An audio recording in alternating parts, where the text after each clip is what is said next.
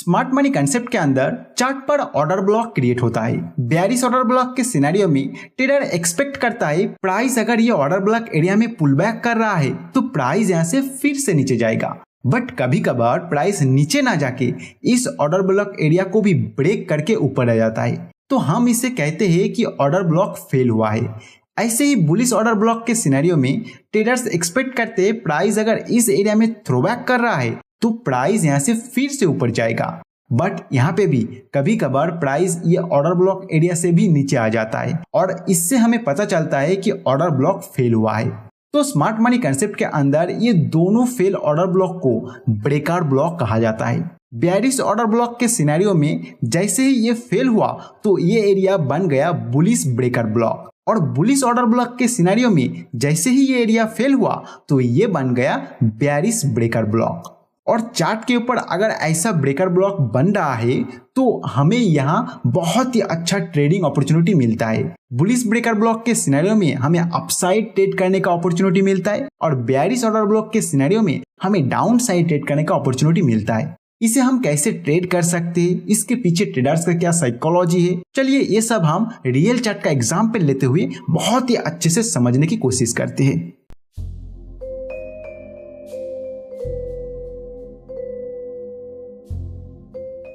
अभी आपके सामने जो चार्ट ओपन है ये टाटा मोटर्स का चार्ट है और ये जो लेटेस्ट कैंडल आपको दिखाई दे रहा है ये 23 अगस्त 2021 one day time frame candle chart है। तो इसमें आप देखोगे इस जगह पे प्राइस एक ऑर्डर ब्लॉक क्रिएट करता है। मैं यहाँ पे ऑर्डर ब्लॉक को मार्क कर देता हूँ। इस जगह पे ये ऑर्डर ब्लॉक क्रिएट किया हुआ है। तो आमतौर पर हम सभी जानते हैं कि ऑर्डर ब्लॉक अगर इस तरह का क्रिएट हो रहा है तो इस जगह पे बहुत ज्यादा सेलिंग प्रेशर आने का संभावना है। अगर प्राइस इस एरिया में आ रहा है तो बहुत ज्यादा सेलिंग प्रेशर यहाँ पे आएगा और उस प्रेशर से प्राइस नीचे चला जाएगा। अगर आपको ऑर्डर ब्लॉक के बारे में कुछ भी नहीं पता है, जैसे मैंने यहाँ पे मार्क किया ऑर्डर ब्लॉक और अभी कह रहा हूँ कि यहाँ पे बहुत ज्यादा सेलिंग प्रेशर आने का संभावना है, इसके बारे में आपको कुछ भी पता नहीं है, तो आप हमारा ये जो स्मार्ट मनी कंसेप्ट प्लेलिस्ट है इसको स्टेप बाय स्टेप देखते हुए आइए, क्योंकि यहाँ पे जो ऑर्डर ब्लॉक है उसके बारे में हम डिटेल्स में बात की है। तो अभी हम इस वीडियो के अंदर ऑर्डर ब्लॉक के बारे में इतना डिटेल्स नहीं जाएंगे। तो अभी हम समझने जा रहे हैं यहाँ पे ब्रेकर ब्लॉक को। तो ऐसे सिचुएशन में ट्रेडर का वेट रहता है कि प्राइस अगर इस एरिया में आ रहा है और उसके बाद एक सेल सिग्नल जनरेट कर रहा है तो हम यहाँ पे सेल साइड के लिए ट्रेड करेंगे, मतलब डाउन साइड के लिए ट्रेड करेंगे। तो आगे क्या हुआ था इसमें हम देख लेते हैं। तो अभी आप देख सकते हो आगे जाके प्राइस ये जो ऑर्डर ब्लॉक एरिया है इसको ये ब्रेक कर देता है। मतलब ऑर्डर ब्लॉक एरिया में जितने भी सेलिंग प्रेशर यहाँ पे था, जैसे ही प्राइस इस जगह पे आया तो सेलर भी यहाँ पे अपना जो ऑर्डर है उसको यहाँ पे लाया है, लेकिन उस सभी ऑर्डर को जो बायर यहाँ से प्राइस को ऊपर ले जा वो एब्जॉर्ब करके प्राइस को और ऊपर ले गया और यहाँ से जो ऑर्डर ब्लॉक का हाई था उसके ऊपर जाके क्लोज किया। तो इसका मतलब ये एरिया में बायर और सेलर का फाइट हुआ, उसके बाद प्राइस थोड़ा ऊपर गया, लेकिन वहीं से सेलर इतना एग्रेसिव हुआ कि प्राइस को स्ट्रॉन्गली नीचे लेके आया। मतलब ये फाइट एरिया में जो विन हुआ था वो सेलर हुआ था। अभी यही से फिर से जो बायर है वो प्राइस का कंट्रोल अपने हाथ में लेता है और ऊपर लेके जाता है, लेकिन हमें पता है कि ऑर्डर ब्लॉक एरिया में फिर से सेलर प्राइस को अपना कंट्रोल में करने के लिए यहाँ पे बहुत ज्यादा सेल ऑर्डर लेके आता है, प्राइस को नीचे लेके जाता है। लेकिन इस सिनेरियो में ऐसा हुआ नहीं। जो बायर है वो इतना स्ट्रांग है कि जितना ज्यादा सेलर यहाँ पे सेल ऑर्डर लाया उतना बायर यहाँ पे ऑर्डर ला के इसको एब्जॉर्व करके फिर से ऊपर ये क्लोज कर गया। तो जैसे ही ये यहाँ पे क्लोज कर गया तो ये कंप्लीट जो प्राइस एक्शन यहाँ पे हुआ है उसके अंदर जो फाइट हुआ है उसमें जो विन हुआ वो बायर हो गया। तो अगर बायर इस जगह पे विन हो रहा है तो ये एरिया में बहुत ज्यादा क्वांटिटी उन्होंने उठाया होगा। उठाने के बाद अभी उनका एक्सपेक्टेशन है कि प्राइस ऊपर जाएगा, तो वो कहां पे अपना स्टॉप लॉस रखेगा? ये जो फाइट एरिया है या फिर ये जो ऑर्डर ब्लॉक एरिया है इसके नीचे ही अपना एसएल को रखेगा। तो अगर प्राइस ऊपर जाके फिर से नीचे आ रहा है तो जो बायर है इस एरिया को बहुत ज्यादा प्रोटेक्ट करेगा, मतलब यहाँ पे सपोर्ट क्रिएट करेगा। अपना जो बाय ऑर्डर है वो फिर से यहाँ पे लाएगा, इसको प्रोटेक्ट करने का कोशिश करेगा। अगर इसको प्रोटेक्ट नहीं कर पा रहा है तो प्राइस नीचे आके उनका एसएल को हिट करेगा और यहाँ पे अगर प्रोटेक्ट करते हुए फिर एक बाय सिग्नल जनरेट कर देता है तो वो हमारे लिए एक बहुत ही अच्छा सिग्नल हो जाएगा प्राइस ऊपर जाने के लिए। तो वहां पे हम अपना पोजीशन बना सकते हैं। तो अभी हम देखते हैं आगे प्राइस एक्शन में क्या हुआ था। देखिए प्राइस उसके बाद थोड़ा ये नीचे आया। नीचे आने के बाद जो ये ऑर्डर ब्लॉक एरिया था, अभी ये ऑर्डर ब्लॉक एरिया नहीं है, क्योंकि जैसे ये ब्रेक हो गया तो ये ऑर्डर ब्लॉक जो था, जो कि एक बेयरिश ऑर्डर ब्लॉक था, ये अभी ब्रेकर ब्लॉक हो गया। यहाँ पे ये एरिया ब्रेकर ब्लॉक में कन्वर्ट हो गया इस जगह पे। और ये जो ब्रेकर ब्लॉक है ये बुलिश ब्रेकर ब्लॉक, क्योंकि यहां से प्राइस ऊपर जाने का चांस बहुत ज्यादा है, इसीलिए इसे हम बुलिश ब्रेकर ब्लॉक कहेंगे। तो ये ब्रेकर ब्लॉक एरिया में आने के बाद फिर से जो बायर है वो अपना कंट्रोल दिखा रहा है, तो हमें एक बाइंग सिग्नल यहाँ पे जनरेट होना चाहिए प्राइस एक्शन के अकॉर्डिंग। लेकिन ये जो लेटेस्ट कैंडल आपको दिखाई दे रहा है इसका शैडो थोड़ा लंबा है और ये जो हाई बनाया था इसको भी ये ब्रेक नहीं कर पाया, इसीलिए हमारा जो बाई सिग्नल यहाँ पे है वो अभी तक जनरेट नहीं हुआ। हमें और प्राइस एक्शन का यहाँ पे वेट करना है। तो फिर नेक्स्ट कैंडल यहाँ पे आप देख सकते हो एक स्ट्रॉन्ग बुलिश कैंडल, और इस बार ये जो हाई बनाया इस हाई के ऊपर जाके क्लोज किया, तो यहाँ पे इस तरह का एक प्राइस एक्शन बन रहा है यहाँ पे। तो यहाँ हम बाय कर सकते हैं। तो अगर हम यहाँ बाय करते हैं तो हमें एक यहाँ पे स्टॉप लॉस भी रखना होगा, तो मैं यहाँ पे वो सेट कर लेता हूँ। जो स्टॉप लॉस होगा वो ये जो स्विंग बनाया इस स्विंग के थोड़ा नीचे ही रखना होगा। अगर ऐसा स्विंग किसी एग्जाम्पल में आपको नहीं मिल रहा है तो यहाँ पे जो ब्रेकर ब्लॉक एरिया है उस ब्रेकर ब्लॉक एरिया से थोड़ा आप नीचे रखोगे। और देखिए टारगेट के लिए मैं 1:2 कम से कम 1:2 का टारगेट रखता हूँ। लेकिन टारगेट रखने के बाद मैं हमेशा आपको कहूंगा कि अगर प्रीवियस कुछ प्राइस एक्शन यहाँ पे आपको दिखाई दे रहा है तो उस प्राइस एक्शन के साथ ये जो टारगेट है उसको एडजस्ट कर लीजिए। यहाँ पे आप देख सकते हो एक हाई बनाया, फिर नीचे आया, फिर ऊपर जाके एक हाई बनाया, स्ट्रांगली प्राइस को नीचे खींचा गया, तो एक डबल टॉप यहाँ पे बनाया हुआ है। तो प्राइस अगर इस एरिया में आ रहा है तो यहाँ पे चांस है कि प्राइस यहाँ पे थोड़ा रुक के ये नीचे भी जा सकता है या फिर यहाँ पे फिर से कंटिन्यू कर सकता है। तो हमारा जो यहाँ पे टारगेट आ रहा है उसको अभी थोड़ा एडजस्ट करना होगा, क्योंकि प्रीवियस यहाँ पे प्राइस एक्शन है। और हमेशा ये बात याद रखिएगा, अगर आप स्मार्ट मनी कंसेप्ट को भी ट्रेड कर रहे हैं उसके साथ जो प्राइस एक्शन है उसको कंबाइन कीजिए। प्राइस एक्शन को आप इग्नोर नहीं कर सकते हो, क्योंकि प्राइस एक्शन भी ट्रेडिंग में बहुत ही अच्छा काम करता है। तो अगर आपको स्मार्ट मनी से ट्रेड करना भी है तो उसके साथ साथ आप प्राइस एक्शन को इसके साथ शामिल कीजिए। तो जो यहाँ पे टारगेट हमारा निकल के आ रहा था 1:2 के हिसाब से वो अभी थोड़ा एडजस्ट होगा। लेकिन एक बात याद रखिएगा, ये अभी के लिए एडजस्ट हो रहा है। अगर प्राइस इस एरिया में आने के बाद आपको बायर का कंट्रोल ज्यादा दिखाई दे रहा है तो आप फिर से जो टारगेट है इसको और इंक्रीज कर सकते हो। तो आगे प्राइस एक्शन में क्या हुआ था हम देख लेते हैं।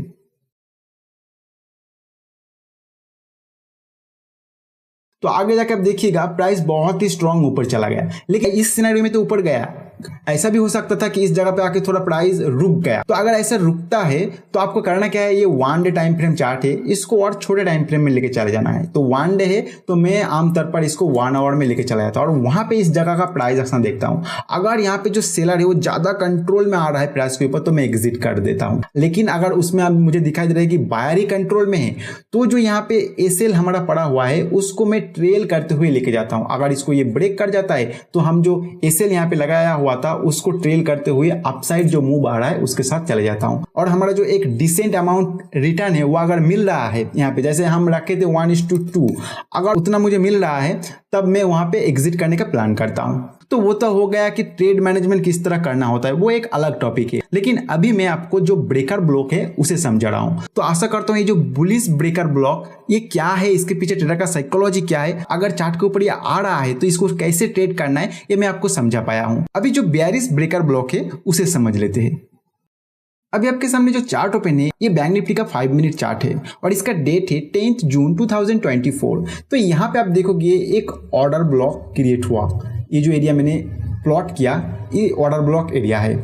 उसके बाद देखोगे प्राइस जब ये नीचे आ रहा था तो सभी का एक्सपेक्टेशन था कि इस जगह पे भर भर के बाइंग ऑर्डर आएगा, क्योंकि ये एक ऑर्डर ब्लॉक एरिया है। तो यहाँ पे बाई प्रेशर आने के बाद फिर से प्राइस ऊपर जाएगा, लेकिन ऐसा हुआ नहीं। जो सेलर है वो प्राइस को इतना कंट्रोल किया कि ये ऑर्डर ब्लॉक एरिया को ब्रेक करके नीचे आ गया। तो हमें पता है कि एक बार अगर ये ऑर्डर ब्लॉक एरिया ब्रेक हो रहा है तो ये ब्रेकर ब्लॉक क्रिएट हो जाता है। और इस सिनेरियो में ये जो ब्रेकर ब्लॉक है ये बेयरिश ब्रेकर ब्लॉक, क्योंकि जो ऑर्डर ब्लॉक यहाँ पे था ये बुलिश ऑर्डर ब्लॉक था। तो एक बार बुलिश ऑर्डर ब्लॉक अगर ब्रेक हो जाता है तो ये बन जाता है बेयरिश ब्रेकर ब्लॉक। तो बेयरिश ब्रेकर ब्लॉक बन रहा है तो हमारा एक्सपेक्टेशन है कि प्राइस अगर इस एरिया में फिर से आ रहा है तो जो सेलर ने प्राइस को यहाँ पे कंट्रोल करके नीचे लेके गया था वो कभी भी इस एरिया को प्राइस को तोड़ने नहीं देना चाहेगा, वो यहाँ पे भर भर के सेल ऑर्डर लाएगा। तो यहाँ से अगर सेलिंग सिग्नल आ रहा है तो हमें यहाँ पे सेल करना चाहिए।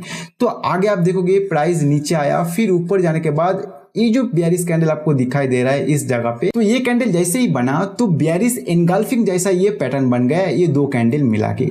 तो हमारा सेल सिग्नल यहाँ पे जनरेट हो गया। तो अगर सेल सिग्नल इस तरह का जनरेट हो रहा है तो हमें एक स्टॉप लॉस भी रखना होगा। तो इस जगह पे हमारा सेल हो गया और स्टॉप लॉस हमें रखना है। तो स्टॉप लॉस के लिए देखिए ये जो ब्रेकर ब्लॉक एरिया है इसके ऊपर ही हमें रखना है और थोड़ा प्राइस एक्शन को भी देखना है। तो ये जो स्ट्रॉन्ग बेयरिश कैंडल है हम इसके ऊपर थोड़ा रख लेते हैं और जो टारगेट हमें रखना है वो कम से कम 1:2 हम ले सकते। तो उसी जगह पे मैं सेट कर देता हूँ यहाँ पे।